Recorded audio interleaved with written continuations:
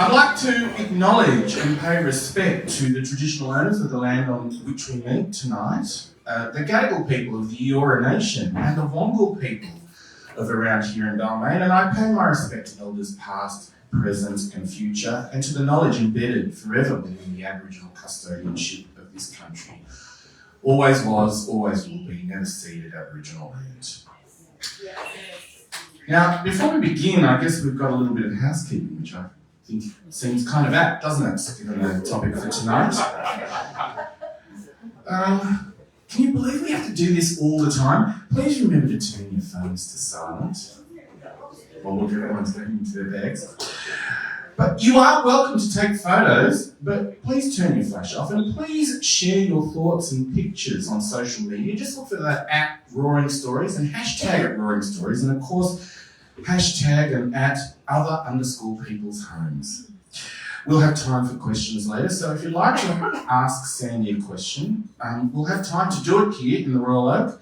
We're also live streaming this event tonight, and we'll be posting it to the Roaring Stories YouTube channel, so you can catch up later as well. And don't forget, if you feel like a drink or a bite after the show, the Royal Oak restaurant will be open after the event, and the bar here is open all the way through for the launch. Well, I don't know about you, but I've stopped reading the gossip columns in the Sydney Morning Herald or the Saturday. I kind of keep reading the real estate section. Doesn't it kind of reflect how real estate agents have become celebrities in Australia, how obsessed we are with property? And it is funny, isn't it, how much you miss speeding past on the motorway or in the West Connects tunnel, maybe 6 months from now, according to projections. But walking Sydney's streets away from the glitzy glass fronts that hem the harbour, you can discover the rich diversity of other people's lives, neighbourhoods and homes. If your home is your castle, then lots of people live in unique testaments to inventiveness and individuality. An individuality that is rapidly disappearing under the relentless march of faceless conformist McMansions. You know, they're the houses you will stop to take a photo of and wonder, who lives there? Well, our guest tonight has turned a daily walk into a wildly popular Instagram account and now a best-selling book about other people's homes. Other People's Homes is a delightfully curated collection that celebrates the eclectic, the innovative, the showstoppers, the elegantly decaying and the quirkily heartwarming homes hiding in plain view, and showcases the homes that remind us of where we grew up or where we wanted to grow up. What's captured here is a snapshot of a disappearing Australia. There's some bloke called Tim Minchin, is that the correct pronunciation? He wryly observed. He always does. I adore perving at Australia's quirky and unappreciated architectural underbelly through Sandy's stalky lens. And if you're good, she'll pull it out for you later. Now, I don't know if an introduction is even necessary, Sandy. I feel like I should just lead in with, remember that time Sandy and I were at the... anyway. For those of you who don't know, she is a renowned figure in the Australian publishing industry. She's worked for Tower Books, Allen & Unwin, Hachette and HarperCollins Australia. She resides in New South Wales, and as you know, she spends most of her time looking over fences and photographing other people's homes. Please welcome Sandy Weir.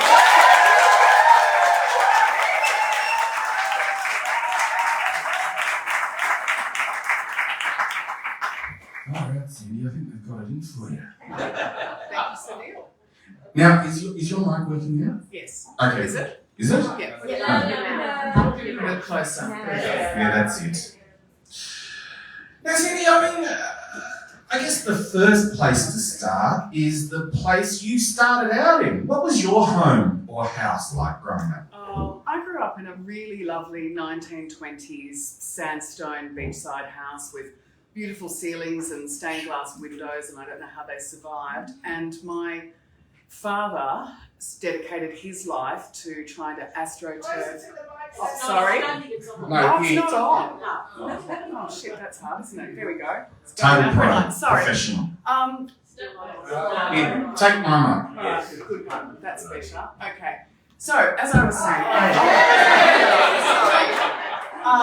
it's the first time anyone's ever said "speak up, Sandy." So, I grew up in a beautiful 1920s sandstone home beside the beach in Sydney, and it had a lot of beautiful features, lovely ceilings, stained glass windows. And my father dedicated his life to astroturfing the shit out of it, concreting the backyard, putting in skylights, and my mother's devoted her life to trying to stop him from ruining every original feature in the place. So that is where I'm from. But what I wanted to do is I wanted to live in a flat above a shop. I thought that was the coolest thing in the world. Or in the Hydro Majestic, or in Sesame Street, because they all sat on the front steps and played in the fountain. So I just had to put up with Balmoral Beach. Well, growing up, See, it's busted.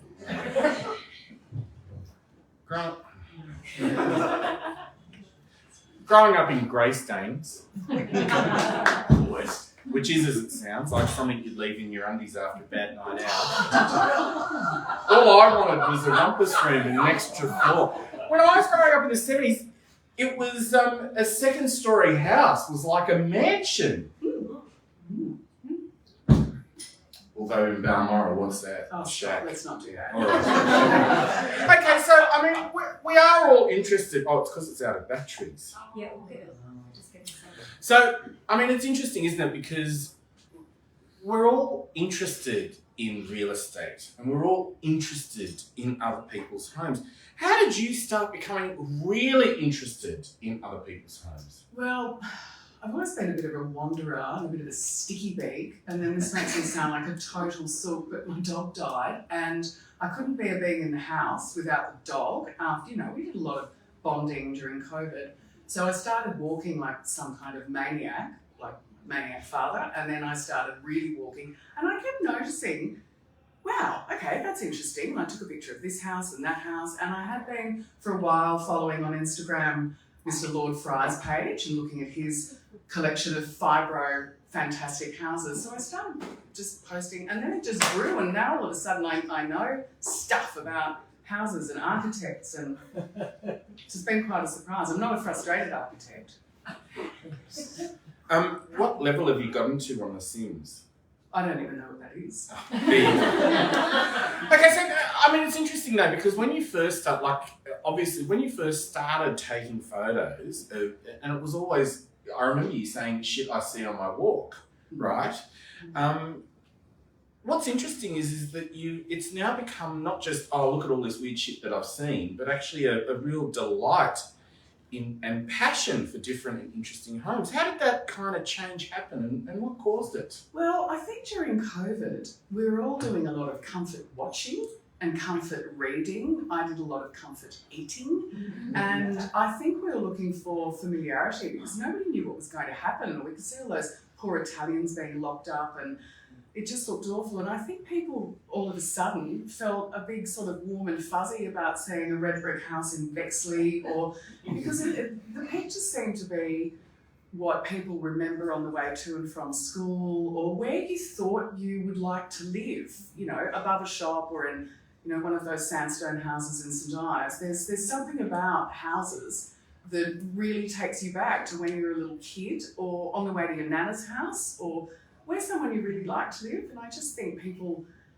because they were also ordinary things, we were in such an uncertain time, and then all of a sudden here's a red brick house in Bexley, and I think it made people feel that things were still staying the same while everything was changing. So why don't we see so many interesting houses or homes anymore? I reckon because we've all been scared to death by Kevin McLeod. So I think now people just go, I'm going to build a house. Oh, I watched that. There was $1 million budget, £1 million, and they've just spent £48 million and had to live in a caravan for 5 years. So I think now people go, there's the house. They build it in 11 weeks, I get to pick the tax. Also, as somebody pointed out to me this week, in the olden days, like the 1950s, people built their own houses. So they went, well, There's a hardware shop on every corner, and we went, okay, and we'll put a bit of breeze blocks out the front. Actually, let's put a stack of them. Why don't we put a column? And then, I know, let's get a statue in the front yard. Let's get 10. I don't think people want to do that anymore. It's interesting to see the trends in house design and interior design, you know, like the breeze blocks of a certain period, or the fact that, like, you know, a lot of houses, especially heritage houses, have all the cornices or the raw, you know, the stamped iron roofs taken out. And now those features actually add to the value. They're kind of desirable after 10 or 20 years of being taken out. So what makes trends kind of come back, and what determines those particular trends? And what trends do you see coming back as a result of them? Hey, I am no architect at all. I would just like to see breeze blocks everywhere. I would like to see lots of curly-whirly things on the sides of houses. That's kind of an architect question, Sunil. Sorry.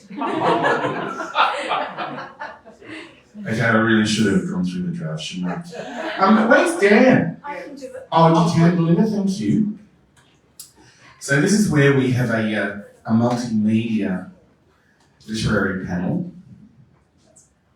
I'd see how I was buying time. Yeah. I was getting my battery replaced. Sounds like the title of my sex tape. Alright, so Sandy, if our homes reflect our personalities, what kind of house would you be? Or, no, let's have another slide. I'd be that. A little bit battered, quite curvy, got a sort of red tinge to it. Curtains are drawn so no one can see the mess inside. Had a bit of a go at gardening. That's pretty much it. That's what I would be. What would you be? Well, Sandy, I'd like to think I am a bit of this. Yeah, there we go. That's it. I'm wearing a hat. That is certainly, yeah, you know, poets, very elegant. Although I actually think I'm this also. I think I'm this, you see, a little bit fancy, like just a tiny bit fancy. Some might say a little bit over the top, but Yeah. wouldn't be me, Sandy. And so what would you really be, Sunil? Well, I know, my wife thinks I'm this. She likes fixer-uppers. I'm a project. The guttering needs work. It's okay though, it's got an awning. I'm like, oh well, I guess I do now, until I take my hat off. So tell me, you've seen a lot of houses. Any celebrity houses? Come on. Yeah. Any cribs, as they call them on MTV? Photoed in cribs? Yeah, I have, but I'm not going to tell you who they are because it was quite by accident. And then this person got in touch and said, oh, that's my house. And I thought, gee, that name sounds familiar. But no, I don't go around seeking celebrity houses, but I've accidentally photographed a few of them. And I was like, can you please not tell people that's my house or I live there? So that was quite funny. But Okay, if there were celebrities that looked like houses. well, if Albo was a house, he'd be that. That'd totally be Albo. Solid, a bit green, a little bit fancy, sitting there for a long time, working class suburb. Very That quiet. would be Albo. Very quiet. Now, there is actually a thing called pareidolia where people think they see faces in houses, and it's a bit like the coriander thing. So you either think it tastes like shit or it doesn't. And it's the same with the houses. So the next one is a celebrity house, because that is if John English was a house. That is the John English house. Now, what's your... There's a lot of Oh, look, there's a lot of house faces There's there, a lot aren't of there? house faces. They're everywhere. And if you got one more, this was my actual face on New Year's Day. This is in Balmain, and I was here house minding, and some bastard let off flares all night and upset the dog. And I was walking the next morning, and that is actually my face today. That is how I look today. Thank you for the flares. Now, what's your favourite house? And what's your favourite architectural style? Well, you're not really supposed to have a favourite. It's like saying which is your favourite kid or which was your favourite husband. I have a preference for curves and colours, and I like a flat roof, and I like a bit of fibro. I really just like all of them. I mean, it's easy to say what I don't like. I mean, these are both, just look at that. I mean, it's like Fred Flintstone disco Art Deco Barbie. I mean, that's just fantastic, isn't it?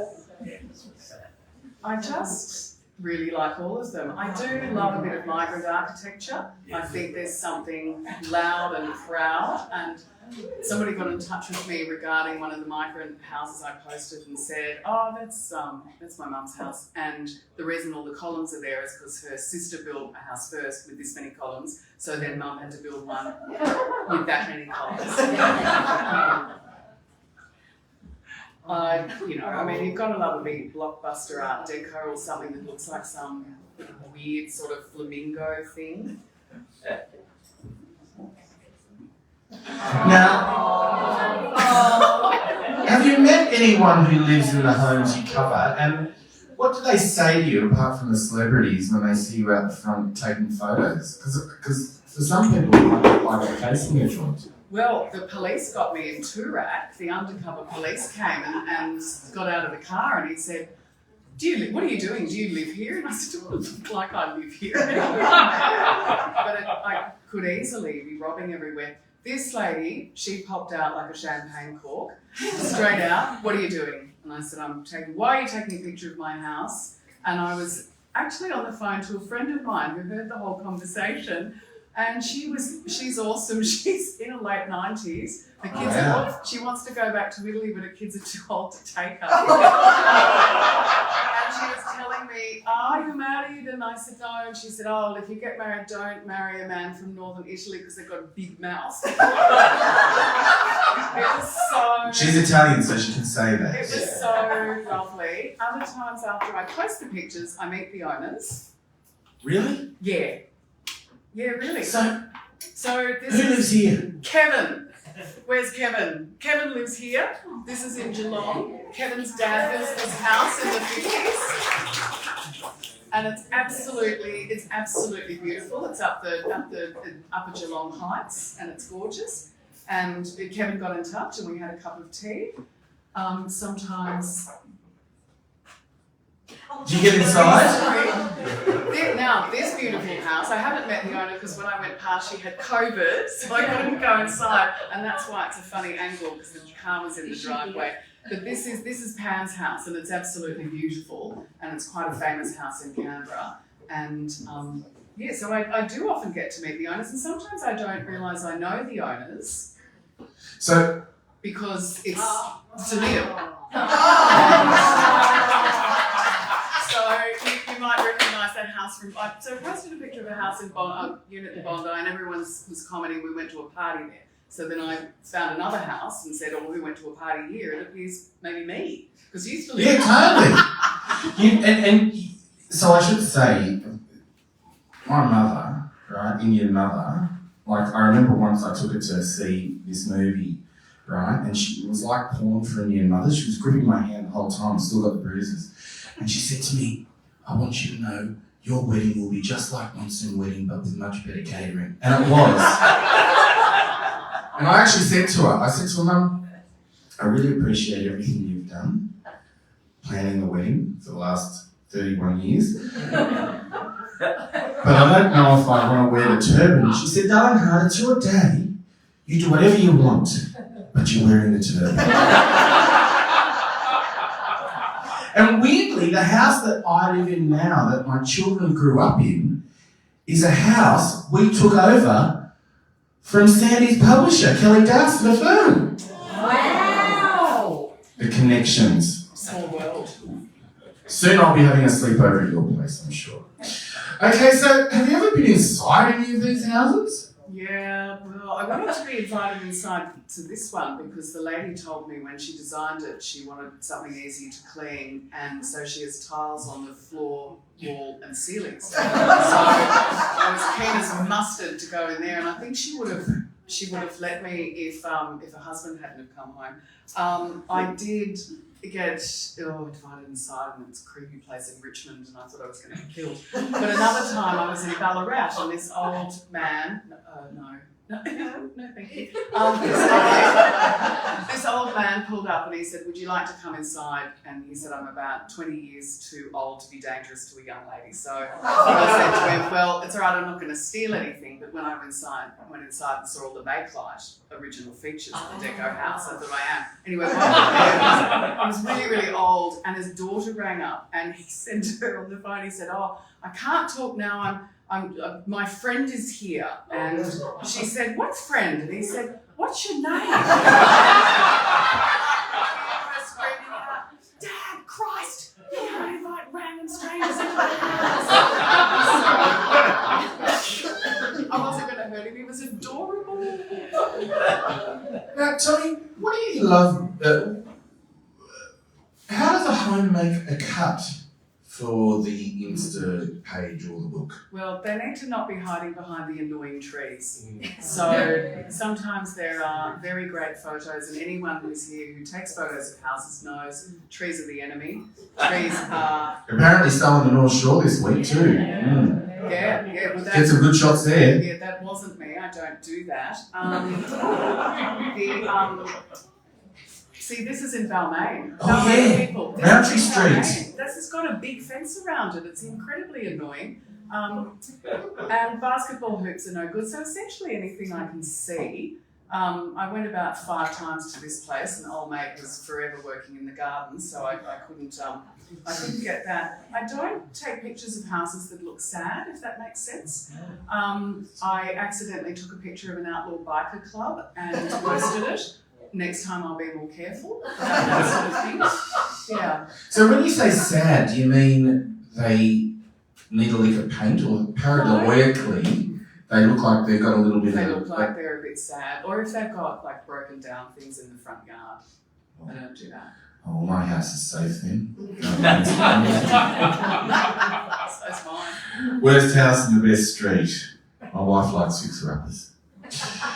So, what do you love best about what you do? I really like that people are looking at things differently when they go for a walk, and they send me pictures when they're out walking with their friends, looking at houses. I really, really like that people will pay more attention to things now. And, well, that the people who watch my page will. So, for example, with the... when I started seeing, when I first saw this magnificent piece of architecture, and then found that, all with the help of my friend over here who knows the address of every house in Sydney. Where's this house? Oh, that's in this street. Amazing. These are Gino Volpato houses. None of them are heritage protected except for the one in Haberfield. And they're magnificent. The bricklayer who built that still lives in there. His name is, I've just forgotten his name, but it's a Rosario Squad. He's adorable. That sounds like an Italian biking gang. With houses like this, this is hidden in plain view on a main road in Maroubra. There was a guy out the front walked past when I took the picture, and he said, "Geez, it's ugly." And I went, "Yeah, look in the mirror." This one, I sent you that one, Sandy, but you already had it. yes, I'd already found it.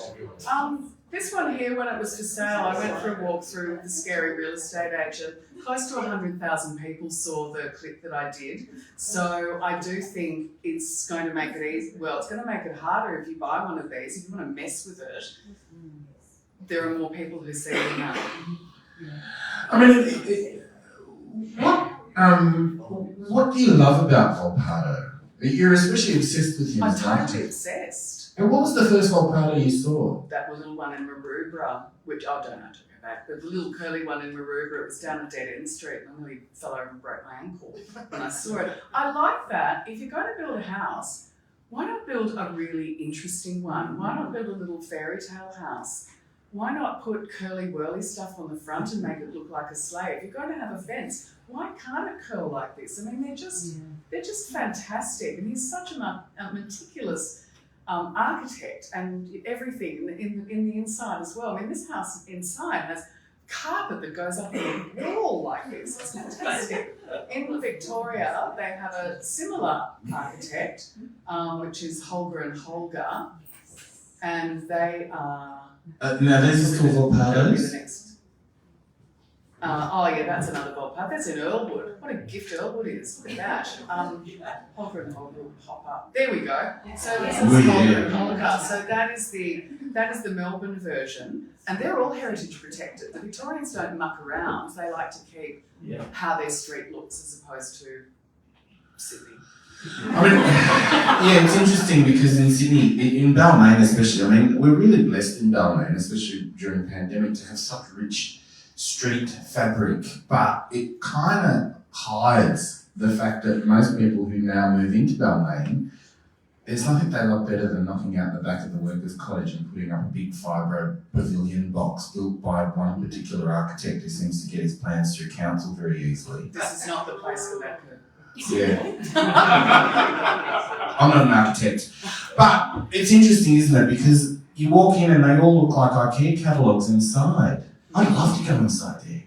Okay, so I guess now that you're the person who records other people's homes, can you ever just go for a walk or a drive for the fun of it? Or are you always I'm like so annoying. the shark looking around? I'm so annoying, especially if you've been in the car with me. Oh, look at that, stop! Oh, this I'm so... I know, thank you. There are people here who have me in the car, and I'm incredibly sorry about that. So, I mean, what's interesting too is how these homes in Melbourne, especially, have been heritage listed. Oh, thank you.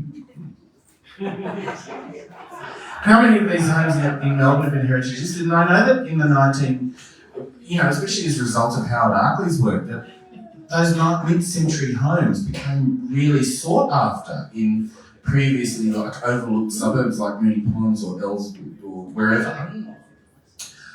Why don't you think that's happening in Sydney, and do you think it could happen in Sydney? Well, if it's happening in Sydney, it just seems to be a little more of a thing in Victoria, if that makes sense. And Victoria, it seems to be, as I say, I'm not an architect, I'm not a heritage specialist, but there are whole streetscapes in Victoria that are unchanged.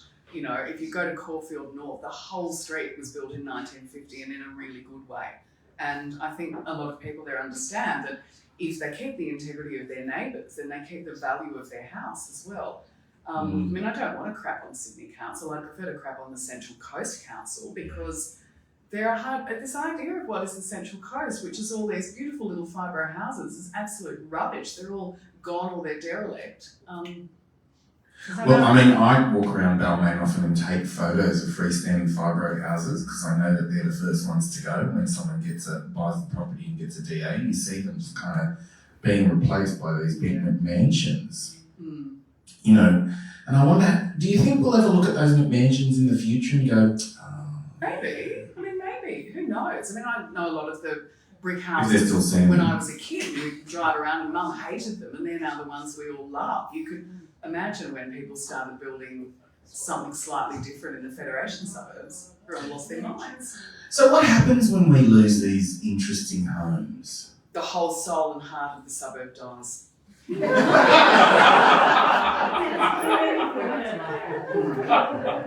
Mosman West clings on to life here in Mosman West. So how do the people who live in these amazing homes feel about living here? Do they feel as if they're, I guess, custodians of these homes? Are they worried about their homes being demolished? I don't know. To be honest, I don't know. I have met some terrific 50s household owners who will not be selling their house to anyone but someone who loves it. Any price, I think they will be interviewing people to make sure that like-minded people buy the house. But on the other hand, it's all fun and games to buy an Art Deco house until your kid kicks a footy through the window and you've got to get a bespoke glassmaker to come and make another curved one. It's a double-edged sword having these houses. I mean, I guess the big thing I get for a lot of people is how do we avoid our streets being kind of theme parks in which nothing changes and yet also accommodate people like your dad who like skylights. But what's wrong with your street being a theme park? I mean, look. Here's one I prepared earlier. I mean, what is wrong with that? I mean, who doesn't want to live in the street where somebody's putting boogly eyes on a hedge? And they do this big time in Victoria, and I reckon one of them starts, and then the other one goes, "Oh, you bugger you, I'll make it 2 giraffes." And the next thing you know, it's a whole street. I mean, look at that, that's fantastic. But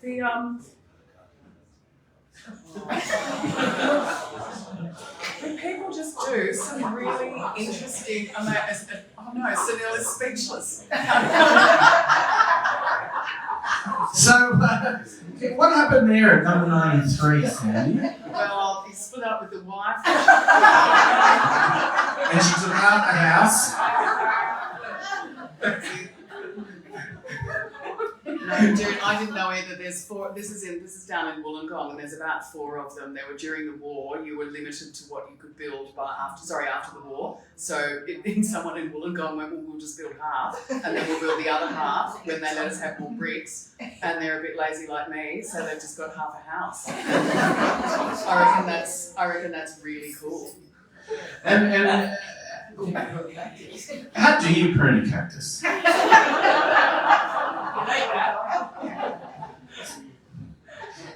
It's a thorny situation. Tough that. All right. So, I mean, I guess the big thing is what can we do to protect a lot of these mid-century quirky houses, given that so many of them aren't heritage listed? I honestly do not know. I do not know. You just have to hope that the people are buying them who love them. But of course, it's not always practical, is it? The lovely old Art Deco house I went to with the old man, he had an 80s kitchen in there because, to be frank, cooking on a cooker stove and having an ice chest is actually not fun. And the house has to be practical, doesn't it? And it's all very nice to have a lovely Robin Boyd house, but if you need a ramp to get up it because you're in a wheelchair, that makes things really, really difficult. And everything is subjective as well. People buy them, etc. This is ugly, but I just bought it for the land. And I suppose if you are worried about something in your street, then you become one of those people that writes to the council. Yeah. And sometimes they answer your letters. Okay, so look, I guess we've got a little bit of time for some questions. Maybe because I've run out of mine, and I'm sure you've got lots. You've got lots. So why don't we take a few questions from you? Because time is a bit limited, try and limit yourself to a question, a statement, rumination, meander. There'll be time for that when Sandy signs your book. And if you buy 2, you get extra time. So if you do, I will be listening out for that inflection at the end, okay? And if you do go on, I will be forced to wind you up. So do keep it short and sweet. Who's got a question? When you do ask a question, just yell out. I'll repeat the question for you for everyone at home on the live stream. And Sandy will answer. Hello. Hello. I'm very fond of the letterboxes that you post. Which suburb has the best ones? Which suburb has the best letterboxes? I don't know if I've got a picture of the letterboxes. The letterboxes are very much a Victorian thing. I mean, what about that? That's in Canberra. Here we go. So the letterboxes. Yes, and there's also those letterboxes where they're going like this, and they're made of fake concrete. They appear to be none in New South Wales. I've had a hard go at finding them. In Victoria, if you go to a suburb called Balmain, and if you're ever in Victoria, I'll take you there, they're having some kind of messed up letterbox competition there. So every single house, I'm not exaggerating, has these bonkers letterboxes made out of fake logs, and I might start a page with like crazy letterboxes. So I just want to know, so that's obviously a drop bear. What's the one on the left? That is just this like giant pink shit that was it's in the street in Brunswick, and it's been there for years, and it weighs about 4,000 stone, and it's just sitting there, and no one knows where it came from or why it's there. I mean, that's just mad, isn't it? Look at it. It's sitting But there. I love the fact that someone did that And put it there. and then painted it pink. They put it there with a forklift. It weighs like a car. You Where couldn't did even the move letters it. go? Where did the letters go? No idea. It just sits How do you know there. it's a letterbox? Don't know. There's always one, isn't there? How do you know it's a letterbox, Sandy? What is she, a postman?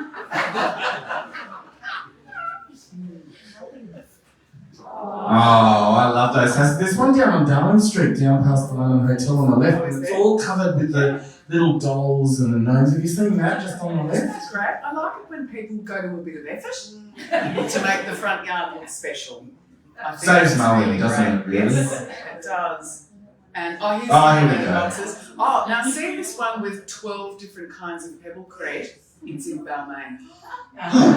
The only interesting letterbox in New South Wales is in Balmain. And I won't tell you where it is because you'll go and steal it.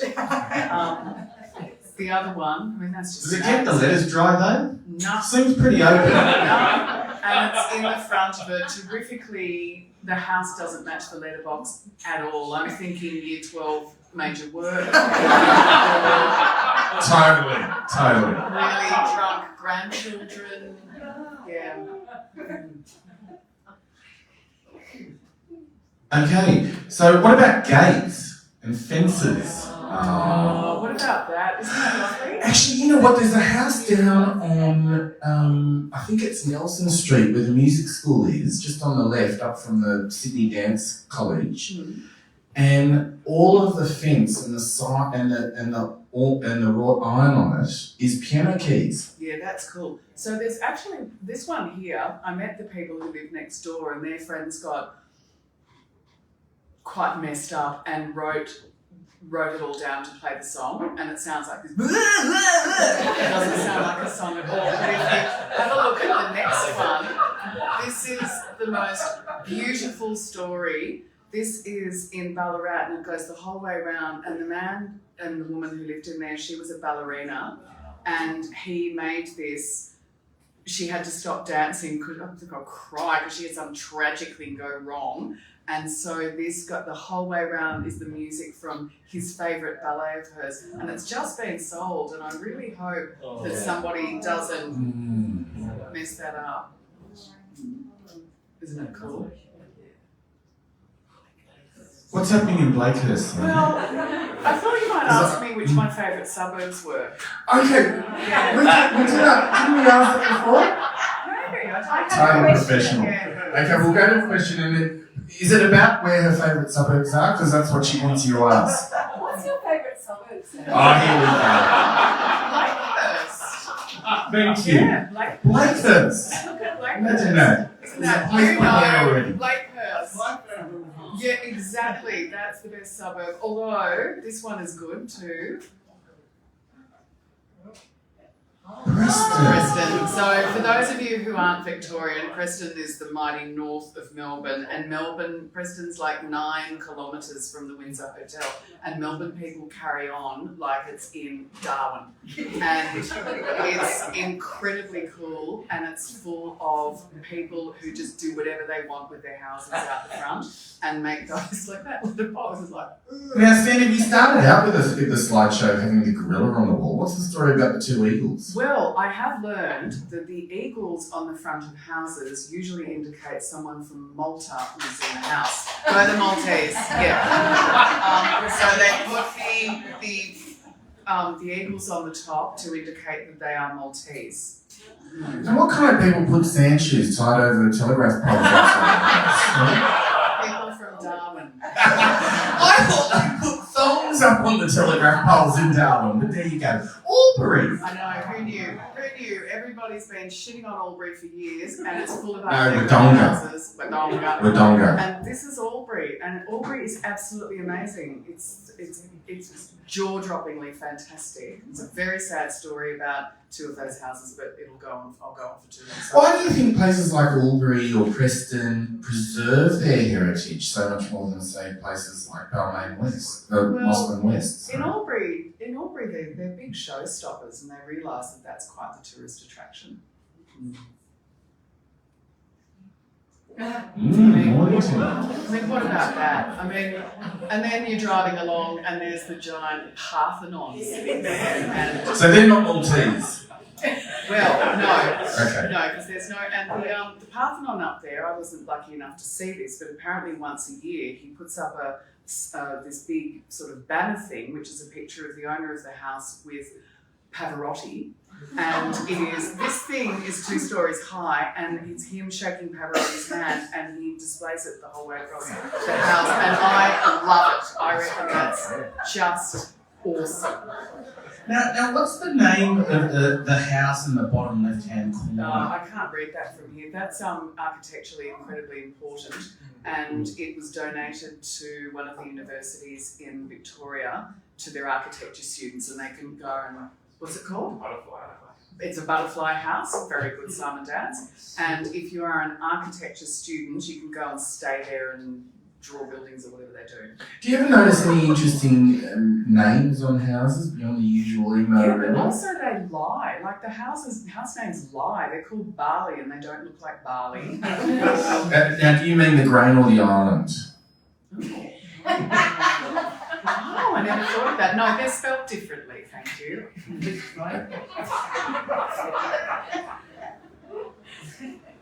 Goulburn! Now, Goulburn has been a much maligned place, and everyone thinks you just stand around there looking up the sheets, clacker eating your hideous pie. But Goulburn is an absolute treasure trove of that, and in particular, there's a statue house down the bottom who has a cousin on the other side of town. And I just love that. If you're going to put statues on the front of the house, get really big ones. Yeah. And that's that.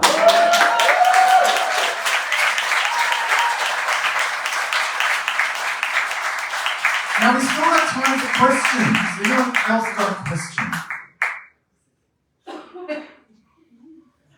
How are you so good looking, Sandy? Oh, thank you. How are you so good looking, Sam? Tell us. I mean, that's a good looking house.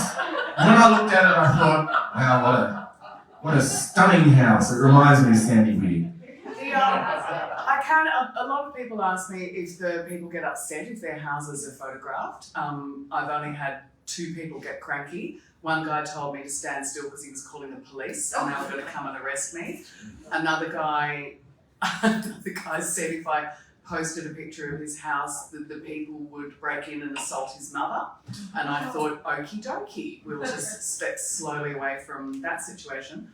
I got some good guidance from my friend Drew about not trespassing, so I'm not doing anything incorrectly. I did get in touch with just about all of the owners that I'd had contact with and said, do you mind if I put your house in the picture? There's a really nice lady in Sydney who kept sending me houses to go and have a look at, and I'd get there and think, wow, okay, that's awful. But I kept, oh, thank you so much, and because people send me all the time, go and look at this, and I usually go.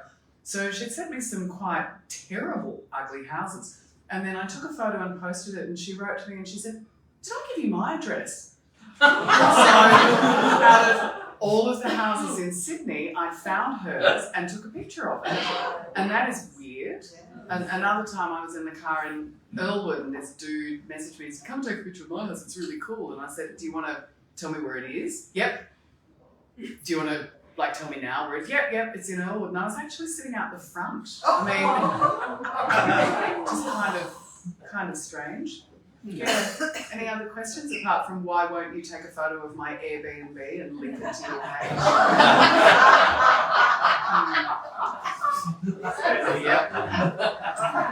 Question over there from that gentleman If you like Lakers so much, why don't I move there? no. What are your feelings on the Shire? there. If you like Blakehurst so much, Why don't you move? No, what are your feelings about the Shire? I love the Shire because in the Shire it is like go hard or go home. In the Shire we're getting a bit of concrete and we're putting it on 2 lions and we're calling it a seat. It's just absolutely. Although having said that, I once walked into the Kirrawee Bolo looking for directions and it was like a unicorn had just walked in with a dolphin under its arm making sure way better, make love under it. I didn't really shit as a Shire because they just check your passport. I'm seeing that I was born in 67, it's like, no. Uh-oh. The Shire is great. I love the Shire. I love Lugano.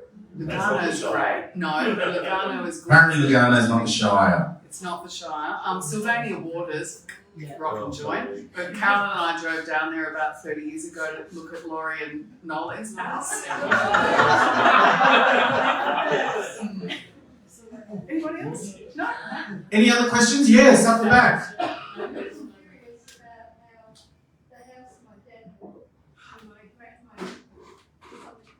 Oh, you're Michelle. Michelle over here wants to know how her dad's house, the house that her granddad built, is on the cover and looks so much like Sandy.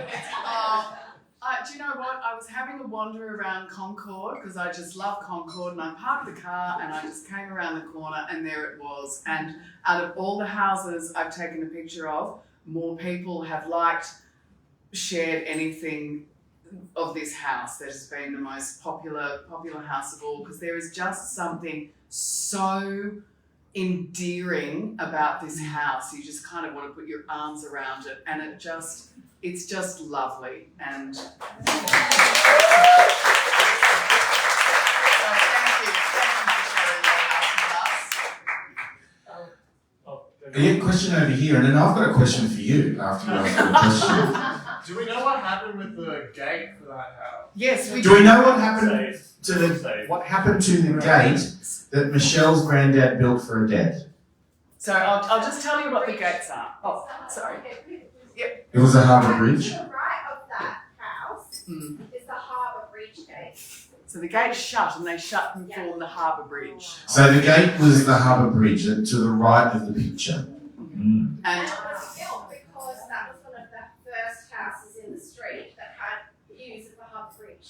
And they built the gate because it was one of the first houses in the street to have a view of the harbour bridge. It's interesting though, I was walking around and I heard someone talking to someone else and saying, I'm putting a bid in on a flat, it's got amazing flat views. oh.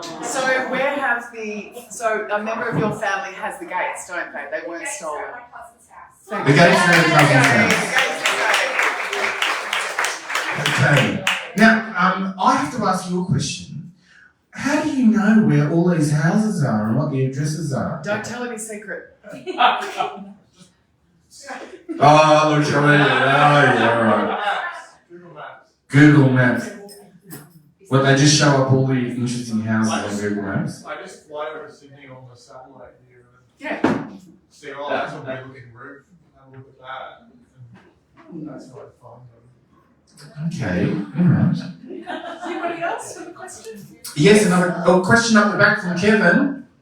Yeah, hi. Sandy, what one word would describe an overriding feature or a word of all these houses? What one word would describe the overriding features in common to all of these houses, Sandy? Beautiful. Yes. Beautiful. A word I've never been called. Now, there's a question up there from the lady who has an eagle in her front yard. No, I don't. But you should. My mother had an egg. Grey Stains! Wow, Gozo Road?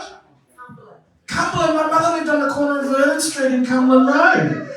And you know what? Cumberland Road is famous for its Christmas lights. Now tell me, what's your question? Do I have altercations with dogs? Do you have any altercations with dogs? And what are your tips for avoiding these? What?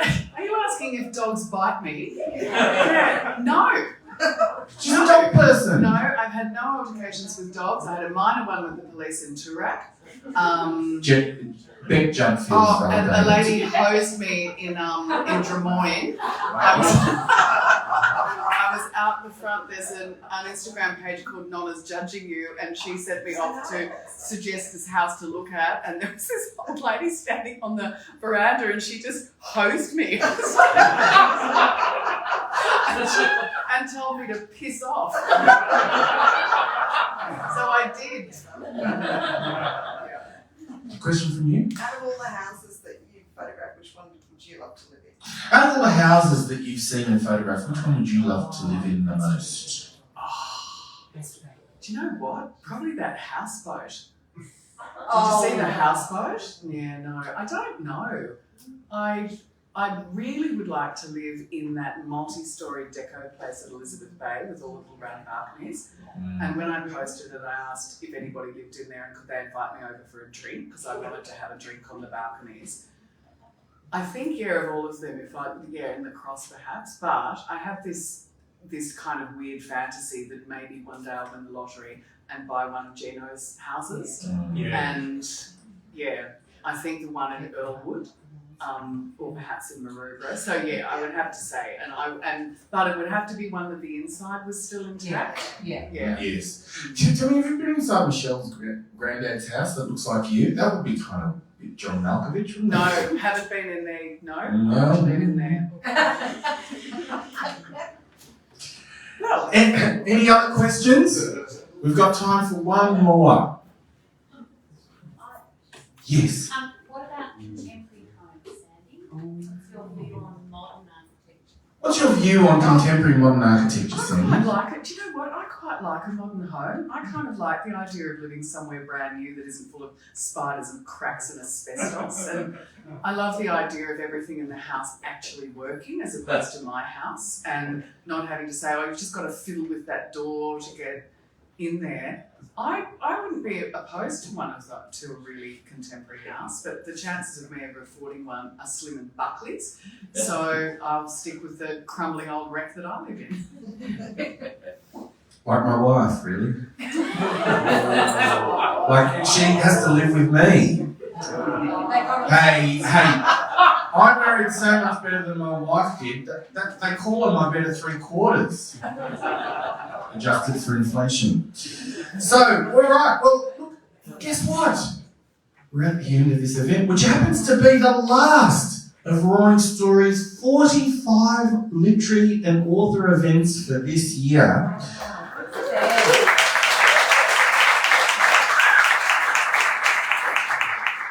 Roaring Stories has hosted 45 stellar events featuring the very best Australian and international authors discussing their new books with an equally stellar lineup of wonderful hosts and interviewers, none of whom could be available tonight.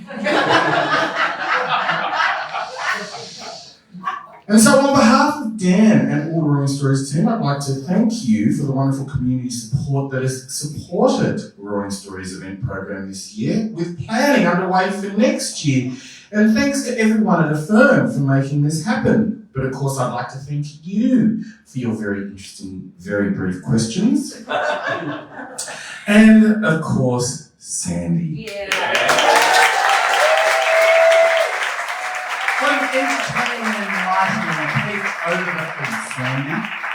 I would like to thank some people. I made a list. I would like to thank Kelly Doust, who is the publisher, who said, hey, what about a book? And everyone at a firm who did such a good job. It looks exactly how I thought it would look in my head. And it can't have been easy for them because I used to be a publisher, so I've probably been quite annoying. I'd like to thank Sunil. And Daniel and Roaring Stories, my very first job in publishing, I replaced Daniel. It's kind of weird, isn't it? It's a symmetry. I'd like to thank Julie Power for her excellent words and articles and the forward in the book, and also for becoming a really great friend out of some random conversation. I'd like to thank all the homeowners and all the nice Instagram people that get in touch and send me messages and tell me where to go. I'd like to apologise for everyone who's been in a car with me in the last 18 months. I'd like to thank Andy and Kath just for being them, and while walking around, I listen to the Western Distributors. I'd I'd like to thank Vanessa Radnich, Benny Ages, Jan Reichman and Kaz Williams, and also my partner Hilda, who's the best house spotter and the most patient person ever, whose flight got cancelled today in Melbourne, who drove all the way to Avalon in a plane to get up here. I'd like to not thank American Airlines, and also Qantas for being $9.68 each way. What the fuck? Anyway, thank you all so much for coming. I had such a good night. Thank you.